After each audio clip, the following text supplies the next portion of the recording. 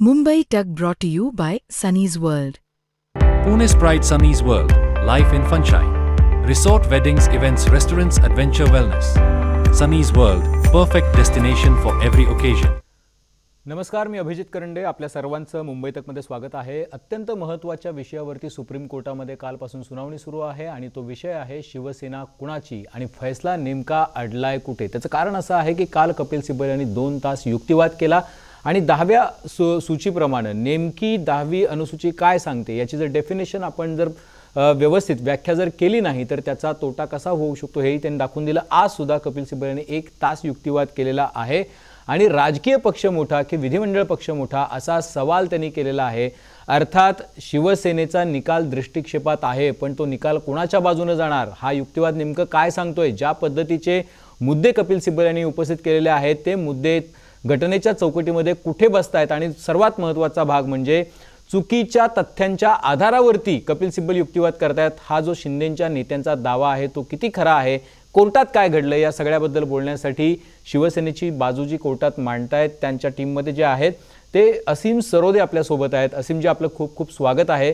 पहिला तर मुद्दा हा आहे की काय नेमकं घडलेलं आहे कोर्टामध्ये. आज तुमचा जो युक्तिवाद झाला आहे कोर्टामध्ये त्यातल्या महत्त्वाच्या हायलाईट सांगा आम्हाला की काय नेमकं घडलंय कोर्टामध्ये.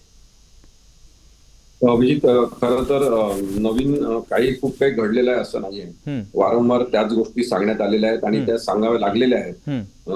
कारण की अनेक वर्ष केस प्रलंबित ठेवण्यात आली. त्याच्यातला महत्वाचा मुद्दा जो आहे तो हाच आहे की राजकीय पक्ष आणि विधिमंडळ पक्ष या 2 वेगळ्या गोष्टी आहेत. निवडून आलेले आमदार जे आहेत त्यांच्या बहुसंख्येच्या आधारे कोणाला तरी पक्ष देता येत नाही, कारण की राजकीय पक्ष संघटना जी आहे त्याच्यातला एक छोटा कंपोनंट केवळ विधिमंडळ पक्ष म्हणजे निवडून आलेले आमदार आहेत. पण बाकी एक मोठी यंत्रणा, अजस्त्र यंत्रणा असते जी राजकीय पक्ष म्हणून कार्यरत असते. म्हणजे आपण पाहिलं असेल काँग्रेस, भारतीय जनता पक्ष हे मोठे मोठे राजकीय पक्ष आहेत. हे पक्ष अस्तित्वात आले, त्या पक्षातले अनेक जण, लालकृष्ण अडवाणी असतील, अटल बिहारी वाजपेयी, ते वारले, परंतु पक्ष सुरू आहे आणि त्यामुळे पक्ष संघटना ही सगळ्यात महत्वाची असते. त्यातले लोक येत जात असतात, ते जिवंत राहतात किंवा मरतात, परंतु त्यामुळे निवडून आलेले आमदार किंवा खासदार यांच्या बहुमताच्या आधाराने कोणाला तरी एखादा राजकीय पक्ष देऊन टाकणं हे मुळातच चुकीचं आहे. आणि आता काय झालंय की हा सगळा प्रकार होत असताना सुभाष देसाईंच्या संदर्भातला निर्णय लागला, त्याच्यामध्ये हे नक्की करण्यात आलं आणि म्हणून मग त्याच्यातला पॅरेग्राफ 109 आणि 109.2 जो आहे त्यांच्या निर्णयातला, त्याच्यामध्ये सुप्रीम कोर्टाच्या 5 न्यायाधीशांच्या व्यापक न्यायपीठाने हे सांगितलं की political party and legislative party are separate and distinct entities. आता त्याच्या आधारे आपण पाहिलं तर निवडणूक आयोगाने जो निकाल दिला यांच्या बाजूनी, एकनाथ शिंदेच्या बाजूनी, तो मुळातच चुकीचा ठरणारा आहे. तर हा युक्तिवाद करत असताना वेगवेगळ्या प्रकारचे कागदपत्र दाखवण्यात आले. त्याच्यामध्ये 2018 मध्ये घटनाच नव्हती वगैरे असं जे काही आक्षेप घेण्यात आले त्याबद्दलचा संभ्रम राहुल नार्वेकर हे अध्यक्ष विधानसभेचे असताना त्यांनी तयार केला. तो पूर्वनियोजित पद्धतीने तयार करण्यात आला. पण हे कागदपत्र सबमिट करण्यात आले जे माझ्याकडे आता पण माझ्या समोर आहे की 27 फेब्रुवारी 2018 रोजी एक पत्र देण्यात आलं शिवसेना सेंट्रल ऑफिस तर्फे अजय कुमार वर्मा यांना, जे under secretary election commission of India आहे, आणि त्यांना त्यातला बदल काय आहे ते कळवण्यात आला की जे बदल झाले त्याच्यामध्ये कोण कोण लोक होते, त्याच्याबद्दल राष्ट्रीय कार्यकारिणीचा ठराव आणि सह्यांचं सगळं निवेदन हे सगळं देण्यात आलं. त्यामुळे हा एक पुरावा म्हणून देण्यात आला की किती जण तेव्हा हजर होते, किती जणांच्या सह्या आहेत. काही जणांच्या सह्या त्याच्यामध्ये नाही आहेत, पण काही मॅक्झिमम लोकांच्या सह्या आहेत.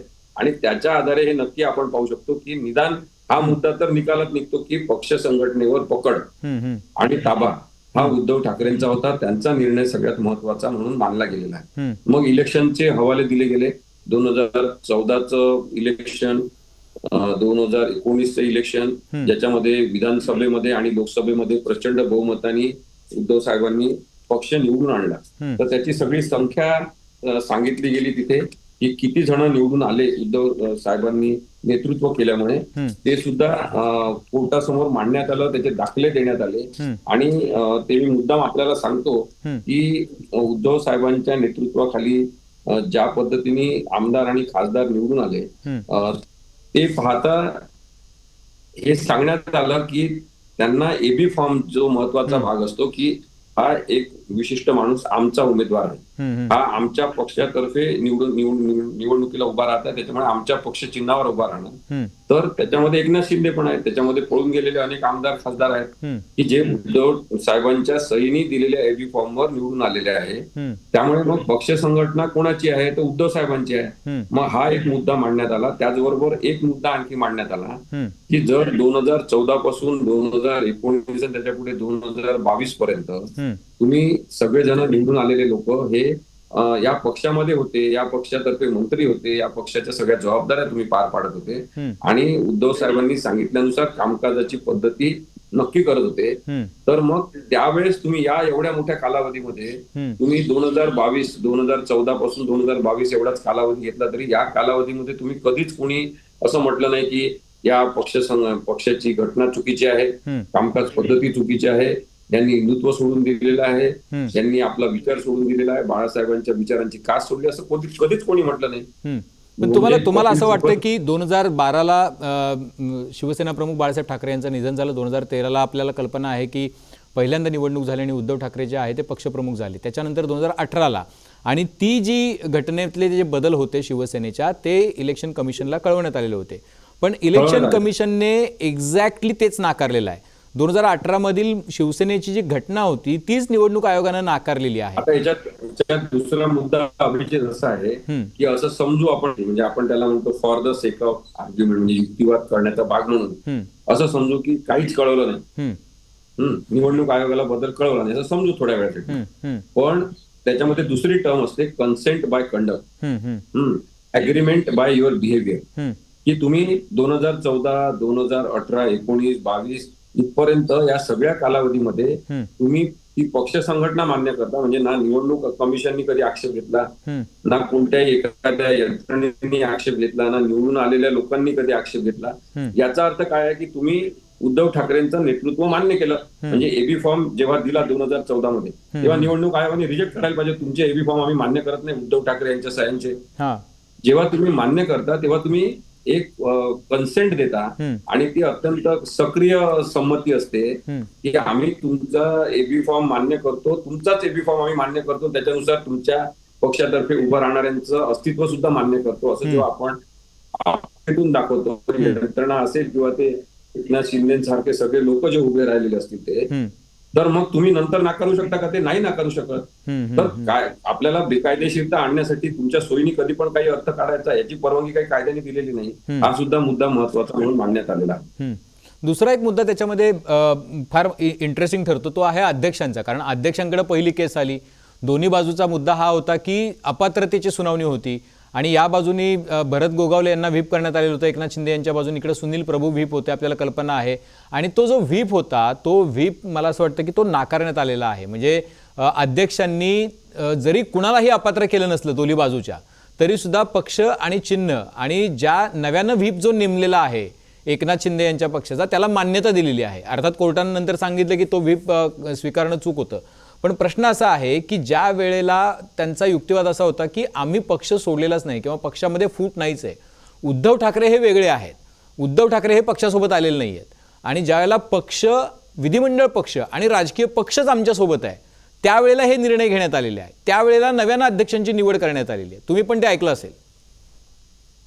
नाही बघा, याच्यामध्ये त्याच्या थोडासा आधी जाऊनचा मुद्दा आपण पाहू आणि मग तो डिसाईड कसा झालेला हे पाहू. याच्यामध्ये 21/6/2022 ला डेप्युटी स्पीकर होते नरहरी झिरवळ, आणि नरहरी झिरवळ हे उपाध्यक्ष होते. अध्यक्ष नसताना उपाध्यक्षच अध्यक्षांची जबाबदारी पार पाडत असतात. त्यांनी ती जबाबदारी पार पाडली आणि त्यांनी तेव्हा सांगितलं की कोणतेही लिडरशिप चेंज करायची असेल विधिमंडळातली किंवा प्रतोद नेमायचा असेल ते अधिकार केवळ उद्धव ठाकरे यांना आहे, हे त्यांनी सांगितलं. आता हाच निर्णय घेतलेला आहे सुभाष देसाईच्या केसमध्ये, आणि हे जे आहे हे जे नरहरी झिरवळ यांनी घेतलेला जो निर्णय आहे तो योग्य होता असं जस्टिस चंद्रचूडांसह 4 इतर न्यायाधीशांनी मान्य केलेला आहे की तो निर्णय योग्य होता. त्यामुळे इथे फुलस्टॉप आपण देऊ शकतो थोड्या वेळासाठी की ऍक्च्युअली उद्धव बाळासाहेब ठाकरे हेच प्रमुख असल्यामुळे तुम्ही नंतर काहीतरी निर्णय घेऊ शकत नाही. म्हणजे बघा, यांनी स्वतःलाच मग लीडर म्हणून नेमून घेतलं एकनाथ शिंदेंनी. मग त्यांनीच एक आपला प्रतोद नेमला. मग त्यांनीच प्रपोज केलं सगळ्यांनी मिळून नाव की राहुल नार्वेकर हे विधानसभेचे अध्यक्ष झाले पाहिजे. यांनीच सगळ्यांनी त्यांना निवडून दिलं आणि मग तेच त्या खुर्चीवर बसून बेकायदेशीरता कोणाचे हा निर्णय घ्यायला लागले. तर याच्यामधलं तुम्ही एक लक्षात घ्या की हा अंडर करंट जो आहे सगळा तो बेकायदेशीरतेकडे जाणार आहे.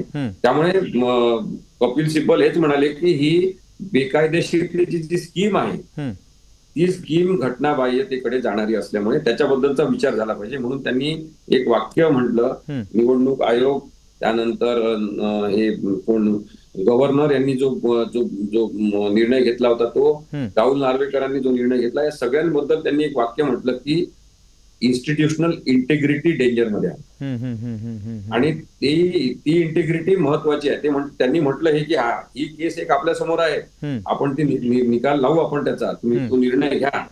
परंतु सगळ्यात महत्वाचं आहे की whether will be standing for the democracy and whether somebody will talk for the integrity of the institutions which is actually आपण त्याला म्हणतो हार्ट ऑफ द डेमोक्रेसी.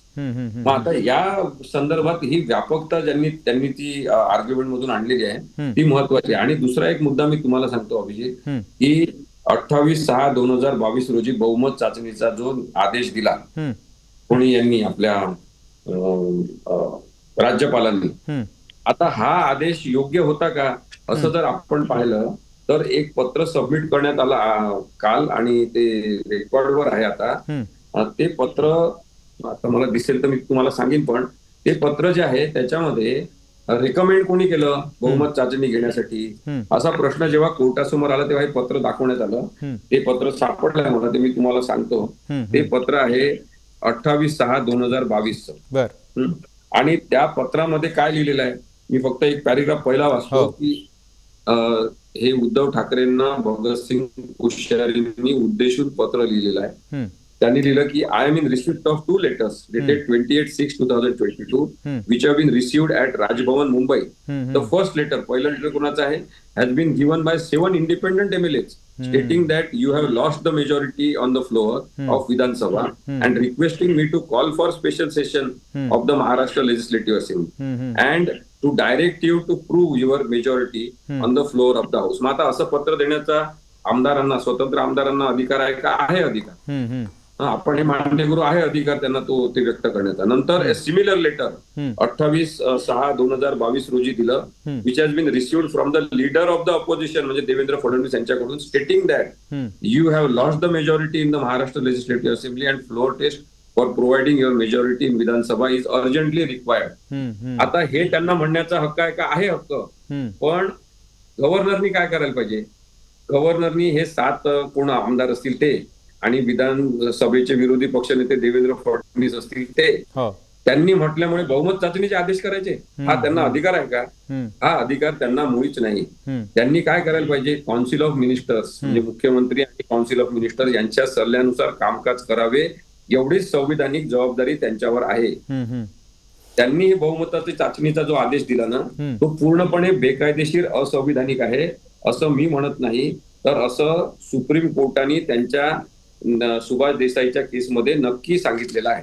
निश्चितपणे ती गोष्ट आपण रिपोर्ट सुद्धा केलेली आहे असीमजी. प्रश्न असा आहे की आजच्या एका तुम्ही ज्याला अपडेटेड घटना ज्यावेळेला सबमिट केलेली आहे आणि हे ज्याला तुम्ही कोर्टाच्या लक्षात आणून दिलेलं आहे आज कपिल सिब्बल यांच्या माध्यमातून, त्यावेळेला CJI यांनी एक कमेंट केलेली आहे. मला असं वाटतं की ती मी वाचून दाखवतो, मग तुम्ही त्याच्यावरती प्रकाश टाका की नेमकं काय तिथं घडलंय आणि काय म्हणायचं आहे आणि त्याच्यावरती तुमचं काय म्हणणं आहे. सुरुवातीला पक्षाची घटना लोकशाही तत्वांवर आधारित होती, त्यानंतर त्यात सुधारणा करण्यात आली आणि ती रचना अक्षरशः एका व्यक्तीच्या हाती केंद्रित झाली असं सूर्यकांत म्हणालेले आहेत. तर सिब्बल यांनी बोलताना असं म्हटलंय की मी याउलट ही वस्तुस्थिती असल्याचं यापूर्वी स्पष्ट केलंय, पण ही बाब निवडणूक आयोगाच्या अधिकार क्षेत्रात येत नाही. आता प्रश्न असा आहे की ही कमेंट जी आहे ही कुठून आली आहे, म्हणजे हे कुठल्या टप्प्यावरती आलेली आहे सुनावणीच्या की ही घटना जी आहे ती अक्षरशः एका व्यक्तीच्या हाती केंद्रित करण्यात आली आणि ही 13 नंतर झालेली आहे. नाही, याच्यामध्ये कसं आहे, ही कमेंट जी त्यांनी केलेली आहे हेच तर म्हणणं मांडलेलं आहे एकनाथ शिंदेनी, हेच तर म्हणणं मांडलेलं आहे. त्यानंतर देवेंद्र फडणवीस यांनी सुद्धा तीच रील ओढलेली आहे व त्यांच्या पक्षामध्ये हुकुमशाही होती असं त्यांना वाटत असल्यामुळे ते बाहेर गेले. पण जो मुद्दा कपिल सिब्बल सरांनी मांडला की त्या पक्षामध्ये हुकुमशाही आहे की लोकशाही आहे, तो पक्ष हुकुमशाही पद्धतीने चालतो आहे की नाही चालतो आहे, याच्याबद्दलचा निर्णय घेण्याचे अधिकार सिम्बल ऑर्डरच्या परिच्छेद 15 नुसार आहेत का? परिच्छेद 15 नुसार तुम्हाला निर्णय घेता येतो का अशा विषयावर? तो कम्प्लिटली त्यांनी सांगितलं तो कम्प्लिटली वेगळा विषय आहे, त्याच्याबद्दल त्यांनी कधीतरी वेगळं पिटिशन केलं असतं, काय चाललं असतं. पण ते कारण दिल्यावर निवडणूक आयोगाने हेच ठरवायचं की हा पक्ष हुकुमशाही आहे आणि त्याच्यामुळे तुम्हाला आता आम्ही पक्ष देऊन टाकतो असा निर्णय घ्यायचा. असं करता येईल का? हा मुद्दा सुद्धा त्यांनी मांडला. तसं करता येत नाही आणि त्यामुळे बेकायदेशीरता आणताना काहीतरी तात्विक असे ठिसूळ आधार उभे करायचे, त्याचा हा प्रकार आहे असं मला वाटतं. अजून एक मुद्दा आहे की बघा, केवळ शिवसेना किंवा राष्ट्रवादी हे दोनच पक्ष त्याचे म्हणजे पक्षफुटीचे शिकार झालेत असं नाहीये. तर पक्षफुटीचे शिकार तिकडे टीएमसी, तृणमूल काँग्रेस पण झालेले आहे. आपण बघतोय की आम आदमी पक्षाचे सुद्धा 7 खासदार जे आहेत ते अचानकपणे स्विच करून भाजपला त्यांनी जॉईन केलेलं आहे. टीएमसीचे खासदार अजून कागदोपत्री AITMC त्यांच्या लोकसभेवरती ज्याला भाषणं करतात त्याला दिसतं, पण ते NCPI या पक्षामध्ये तिकडे गेल्याचं किंवा जॉईन केल्याचं त्यांनी दाखवलं जात आहे. हा दूरगामी निर्णय असणार आहे की 10 शेड्यूलचं नेमकी व्याख्या काय आहे आणि ज्या वेळेला विधिमंडळ पक्ष फुटतो त्यावेळेला राजकीय पक्ष फुटला असं मानायचं की नाही. त्यामुळं मला हे विचारायचं आहे की याचा परिणाम जो आहे, या निकालाचा परिणाम जो आहे तो दूरगामी असणार आहे. तर आम आदमी पक्ष, तृणमूल काँग्रेस आणि भविष्यातल्या एकूण ज्या पक्षफुटी होतील किंवा झालेल्या असेल, पॉसिबल पक्षफुटी म्हणतो आपण, कारण की याच्यापुढे होणारच नाही असं आपण काय म्हणू शकत नाही, तर त्याच्यावरती कसा परिणाम करणार आहे? निदान कायद्याची अंमलबजावणी होताना दिसली ना तर मोठा परिणाम होऊ शकतो. म्हणजे आता पोलीस हे रात्री गाड्या घेऊन पेट्रोलिंग करतात, त्याचा काही चोर पकडतात का ते प्रत्येक वेळेस? ते फक्त एक दिव्याची गाडी लावून कुठेतरी हॉर्न वाजवतात, काहीतरी सायरन वाजवतात आणि ते थोडेसे फिरतात. त्यांच्यामुळे काय होते, वचक राहतो आणि कायद्याची नजर आपल्यावर. त्यामुळे मला वाटतं की कायदेशीरता आपण पाळली पाहिजे, नाही तर आपण अपात्र ठरू शकतो. असं जर सर्वोच्च न्यायालयाच्या निकालातून नक्की झालं तर निवडून येणं म्हणजेच सगळं काही आहे आणि निवडून येणंच आपलं जीवन आहे, आपण जिवंतच त्याच्यामुळे आहोत असं वाटणारे जे काही राजकीय लोक आहेत आणि 24 तास केवळ राजकारणच जगणारे आणि श्वास घेणारे लोक आहेत, त्यांना हे लक्षात येईल की आपण असं करून चालणार नाही. म्हणजे अभिजित, अपात्रतेच्या संदर्भातला कायदा कशासाठी आला? संधी साधू राजकारणाला शह दिला पाहिजे, लगाम बसला पाहिजे यासाठी आणला. मग आता संधी साधू राजकारणाला प्रोत्साहन देण्यासाठी जर या कायद्याचा वापर होत असेल आणि 2/3 बहुमत असं सांगितलं जात असेल, जेव्हा की 2003च्या अमेंडमेंट नुसार हे रद्दच केलेलं आहे 2/3 बहुमताचं नाटक सगळं. ते फक्त एका राजकीय पक्षाने दुसऱ्या राजकीय पक्षामध्ये जाताना 2/3 बहुमताचं त्यांना सपोर्ट पाहिजे एवढंच राहिलेलं आहे आता. मग तरी सुद्धा 2/3 बहुमत म्हणून सांगितलं जाते, त्या खासदारांना लगेच लोकसभेमध्ये वेगळी बसण्याची जागा देण्यात येते, त्यांना लगेच मान्यता देण्यात येते. या सगळ्यामध्ये आपण पाहतो की यंत्रणा म्हणून जे कपिल सिब्बल सर सांगतात ना, ते खूप प्रभावी आहे की इंटेग्रिटी ऑफ द इन्स्टिट्यूशन्स, ही लोकसभेचे अध्यक्ष तसेच वागतात, विधानसभेचे अध्यक्ष तसेच वागतात, निवडणूक आयोग तसाच वागतो, राज्यपाल सुद्धा तशाच पद्धतीने काम करतात. याच्यामध्ये आपण कायदेशीरतेची विश्वासार्हता गमावून बसतो आहोत. हा एक लार्जर इश्यू म्हणून लक्षात घेतला पाहिजे. म्हणून मला वाटते निदान हा निर्णय झाला ना तर एकदा नक्की होईल की सगळ्या राजकीय पक्षांसोबत जे पैसे आहेत ते लोक असा खेळ करण्याची शक्यता आहे, तो खेळ तरी थांबेल. तुम्हाला आत्ता जे 6 खासदार शिवसेनेचे म्हणजे नुकतेच फुटून जे आहे ते एकनाथ शिंदे यांच्या पक्षामध्ये गेलेले आहेत, त्यांनी सुद्धा 2/3 खासदारांचाच मुद्दा मांडलेला आहे आणि तोच दाखला दिलेला आहे. त्याच्यावरती पण परिणाम होऊ शकतो या निकालांचा? या निकालाचा परिणाम होऊ शकतो आणि ती सुद्धा केस इंडिपेंडेंटली, म्हणजे जस्टिस बागची, जॉयमाला बागची यांना तो विषय अत्यंत चांगला कळलेला आहे पक्षांतराचा आणि पक्षफुटीचा, की तुम्ही जेव्हा पक्षविरोधी एखादी कृती करता तेव्हा त्या क्षणी तुम्ही सेक्शन 2(1)(a) च्या तरतुदीनुसार तुम्ही अपात्रच असता. तुमची वागणूकच अशी आहे जी पक्षविरोधी आहे. म्हणजे सुरतला 16 जणांनी निघून जाणं, सुरतला 16 जणांनी निघून जाणं हे काही शिवसेना या मूळ पक्षाच्या भल्यासाठी ते गेले का? त्यानंतर काही जण तिथे जाऊन मिळाले त्यांना, मग ते गुवाहाटीला गेले, मग लपून बसले तिथे, मग तिथे नॉट रिचेबल झाले. म्हणजे नॉट रिचेबल झाले हाच विषय आपण समजा घेतला, तेव्हा आम्ही आमचे फोनच आता महत्वाच्या लोकांची उचलत नाही, नॉट रिचेबल होतो. हे काही पक्षाच्या भल्यासाठी केलेलं आहे का? हे जेव्हा कपिल सिब्बल मांडत होते सगळं, तेव्हा जस्टिस जॉयमोला बागची म्हणाले की एवढ्या सगळ्या घटना आम्हाला सांगायची गरज नाही. ज्यावेळेस त्यांनी विधान परिषदेच्या निवडणुकीमध्ये क्रॉस वोटिंग झालं आणि दुसऱ्या दिवशी मीटिंग ठेवली उद्धव साहेबांनी आणि हे लोक आले नाही त्या मीटिंगला, त्याच कंडक्ट नुसार ते डिस्क्वालिफाय झालेले आहेत, त्यामुळे काही जास्त सांगू नये असं त्यांनी सांगितलं. आता ते बोलताना चर्चेचा तो भाग असतो, तो काही निर्णय नाहीये, पण त्यांना तो विषय कळलाय. कारण की एक अभिजित लक्षात घ्या की भारतामध्ये महाराष्ट्रातले आणि वेस्ट बेंगॉलचे लोक पॉलिटिकली अत्यंत सजग आहेत, त्यांची समज अत्यंत चांगली आहे. ते केवळ राजकीय नाही आहे, ते राजकीय विचार करतात. आणि या पार्श्वभूमीवर जस्टिस जॉयमाला बागची यांना तो विषय ज्या पद्धतीने समजलाय ही एक चांगली गोष्ट आहे असं मला जाणवलं. दुसरं, जस्टिस मोहना ज्या आहेत मॅडम, त्यांना तो विषय तर पूर्ण त्या कन्व्हिन्स आहेत. असं कोर्टाच्या कॉरिडॉरमध्ये पण अनेक जण आम्हाला म्हणत होते की त्यांना तो विषय अगदी समजलाच आहे आणि ते त्या तुमच्याच बाजूने आहे. आता जस्टिस सूर्यकांत यांची भूमिका काय असणार ते आपल्याला अजून काही कळू शकत नाहीये, ते लवकरच कळेल. तुम्हाला शंका आहे? मला बघा, त्यांनी जो निर्णय दिला ना, ते जेव्हा मला वाटते व्हॅकेशन बेंचचे ते प्रमुख होते ते आणि अजून एक न्यायाधीश, तर त्यांनी ही जेव्हा हा ऑर्डर ही दिली कोणी या राज्यपालांनी की बहुमत चाचणी घ्या, तर बहुमत चाचणीचा जो आदेश दिला त्या संदर्भात स्टे मिळावा म्हणून त्वरित शिवसेनेतर्फे सुप्रीम कोर्टामध्ये धाव घेण्यात आली.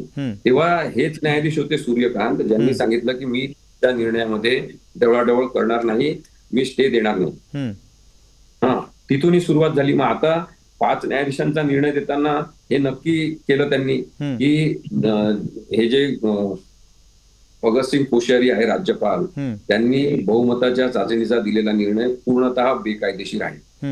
मग या बेकायदेशीर निर्णयाला, म्हणजे आता तो बेकायदेशीर ठरवलेला आहे, पण त्यावेळेस आपण जे म्हणण्याचा प्रयत्न करतो की हा बेकायदेशीरता आणणारा निर्णय आहे, तुम्ही याच्यावर स्टे द्या, तेव्हा स्टे का देण्यात आला नाही? का देण्यात आला नाही तेव्हा स्टे? म्हणजे 2 न्यायाधीश असतात, 3 न्यायाधीश असतात, 4 असतात, वेगवेगळे न्यायाधीश असतात, त्यांच्या कायदेशीर समजेमध्ये इतकी तफावत असू शकते की एकाला वाटतं की नाही आम्हाला स्टे सुद्धा द्यायचा नाही आणि नंतर ठरवण्यात येते की तो निर्णयच बेकायदेशीर आहे. मला असं वाटतं की तो स्टे दिला असता तर चित्र वेगळं राहिलं असतं. बेकायदेशीरतेला त्याच्यामुळे वाव मिळाला आहे स्टे न दिल्या. पण असं म्हणजे तुम्हाला असं वाटत नाही की तुम्ही ही जी भूमिका मांडताय का, कारण संजय राऊत साहेबांनी पण ही भूमिका अनेकदा मांडलेली आहे की आम्हाला कोर्ट किंवा सूर्यकांत जे आहेत त्यांच्याबद्दलच्या अनेक भूमिका वेगवेगळ्या पद्धतीने त्यांनी मांडल्या, जाहीर पत्रकार परिषदांमधून पण मांडल्यात, आणि त्याच्यावरती मला असं वाटतंय की कोर्टानं सुद्धा खूप तीव्र ताशेरे ओढलेले होते. ते म्हणाले होते की मग आम्हाला कारवाई करावी लागेल, कंटेम्प्ट होतोय म्हणून. जर ही जी शिवसेनेची कोर्टाबद्दलची जी भावना आहे त्याचा परिणाम या सगळ्या परिस्थितीवर होणार नाही असं तुम्हाला वाटतं? तुम्हाला अशी खात्री आहे?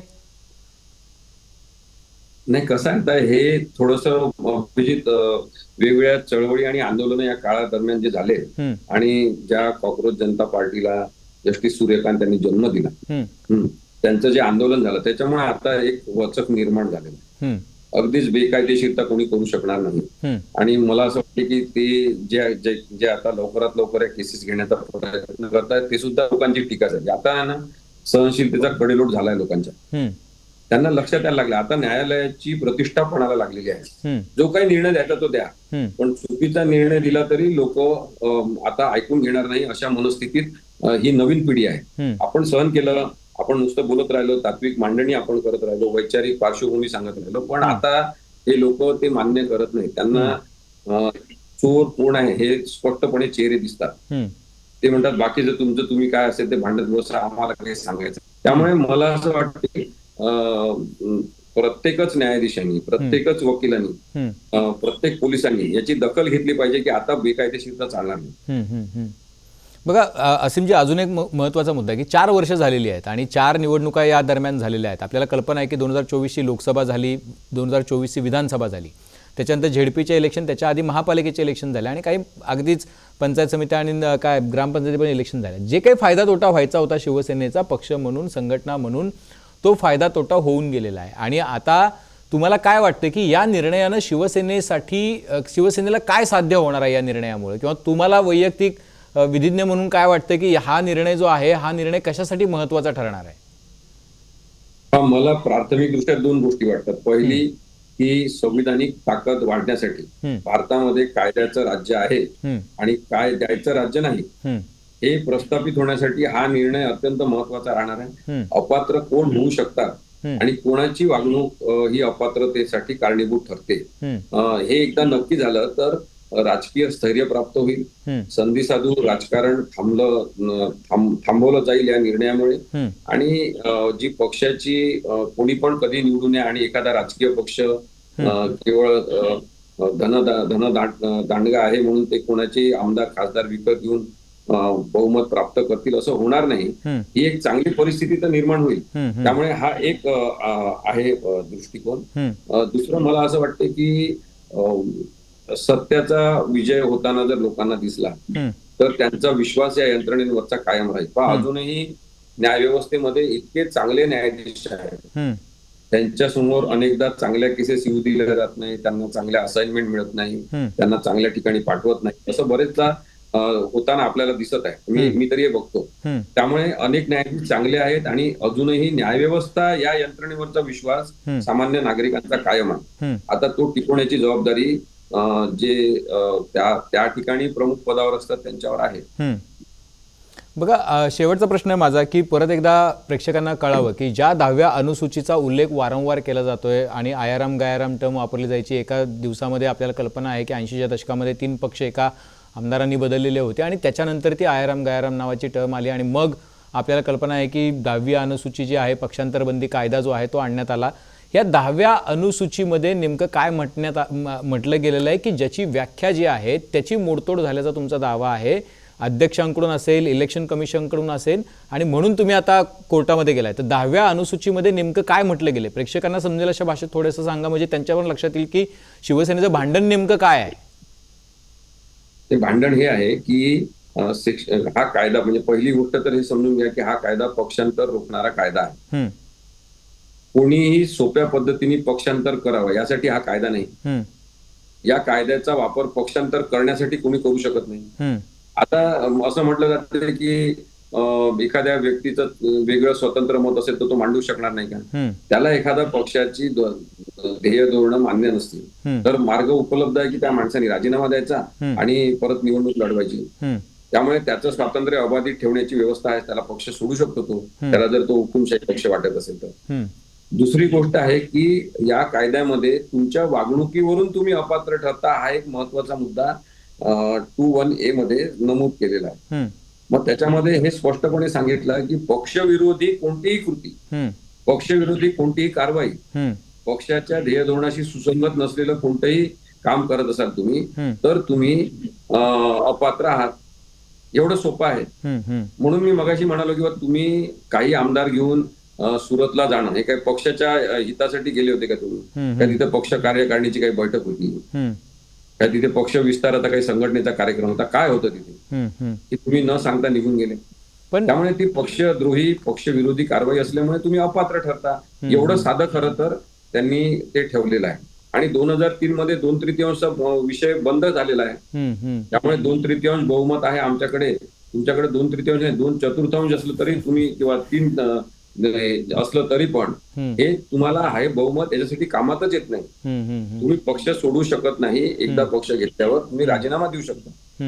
आता दुसरा एक मुद्दा आला होता त्याच्यामध्ये चर्चेत पुन्हा सुप्रीम कोर्टात की एखाद्या पक्षाने आधी युती केलेली आहे, मग प्रिपोल अलायन्स ते तोडलं मग त्यांनी आणि दुसऱ्याच पक्षाशी त्यांनी आघाडी युती केली तर ते कशात बसते? तर आता त्याच्यासाठी कोणताही कायदा नाही. ते चुकीचं आहे का? आहे, अनैतिक आहे. आता एखादी गोष्ट अनैतिक असणं आणि बेकायदेशीर असणं याच्यामध्ये फरक आहे. म्हणून मी सगळा खेळ तिथूनच सुरू झाला ना, शिवसेनेबद्दलचा असेल किंवा राष्ट्रवादीबद्दलचा असेल, हा सगळा खेळच तिथून सुरू झालाय. अनैतिक गोष्टींमुळे कायदेशीर आणि बेकायदेशीरच्या काय कोड्यामध्ये पडावं लागलेलं आहे. मग ज्या लोकांना याचं वाईट वाटते किंवा अशाबद्दल काहीतरी झालं पाहिजे त्यांनी नरेंद्र मोदी साहेबांना पत्र लिहून मागणी करावी की एकदा निवडणुकीपूर्व युती झाली तर ती तोडायची नाही, असा कायदा करा.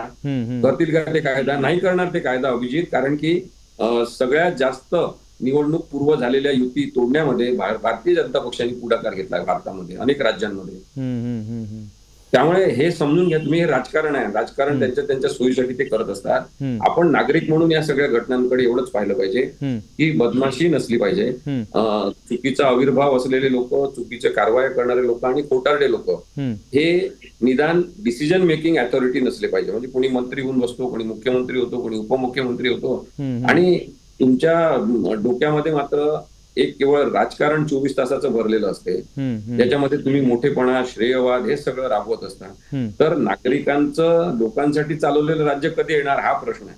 ठीक आहे, तुम्हाला कधीपर्यंत निकाल अपेक्षित आहे, अंतिम निकाल? मला असं वाटतं की ज्या पद्धतीने आता कार्यवाही सुरू आहे त्या अर्थाने साधारणतः 1 महिन्यामध्ये निकाल लागेल. म्हणजे दिवाळीपूर्वी हा निकाल लागलेला असेल असं मला. ठीक आहे, बघूया दिवाळीपूर्वी जे आहे ती दिवाळी नेमकी कोणाची गोड होते हे आपल्याला बघावं लागणार आहे. कारण की दोन जे जजेस आहेत ज्यांच्याबद्दल खूप अपेक्षा आणि आशा व्यक्त केलेली आहे विधिज्ञ असीम सरोदे सरांनी, पण एक जज जे आहेत जे CJI आहेत आणि ज्यांच्याबद्दल सातत्यानं शिवसेना जी आहे ती आपले आक्षेप नोंदवत आलेले आहेत आणि आता या सगळ्या केसेस ज्या आहेत त्या त्यांच्यासमोर आहेत. आता असं मानण्याचं अजिबात सुद्धा कारण नाही की अशा काही कमेंट्समुळं किंतु परंतु मनामध्ये त्यांच्या येईल किंवा अपपर भाव येईल असं मानता कामा नये. कारण इतक्या मोठ्या पदांवरच्या लोकांमध्ये अशा पद्धतीच्या गोष्टी बघू नयेत किंवा असू नयेत असा संकेत आहे. आता या सगळ्या आत्ताशी केवळ सुनावणी सिब्बल यांच्या बाजूने चालू आहे, शिवसेना उद्धव बाळासाहेब ठाकरे पक्षाच्या बाजूने चालू आहे. अजूनही मुद्दे उपस्थित व्हायचे आहेत, ते शिंदेंच्या बाजूने उपस्थित व्हायचे आहेत. कालच त्यांच्या पक्षाच्या नेत्यांनी सांगितलं की हे सगळं बेकायदेशीर घटनेच्या आधारावर केले गेलेले युक्तिवाद आहेत. म्हणजे 2018ची जी काही घटना सांगतात ते, त्यामुळं त्याच्यामुळे आपल्याला अजून वाट बघावी लागणार आहे.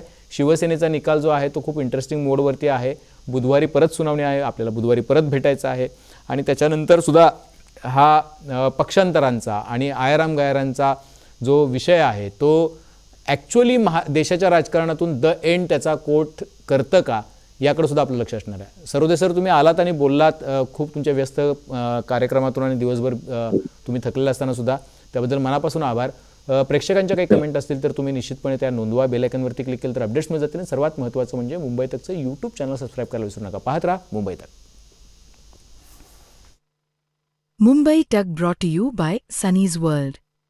Pune's Pride Sunny's World, life in Funshine. Resort, weddings, events, restaurants, adventure, wellness. Sunny's World, perfect destination for every occasion.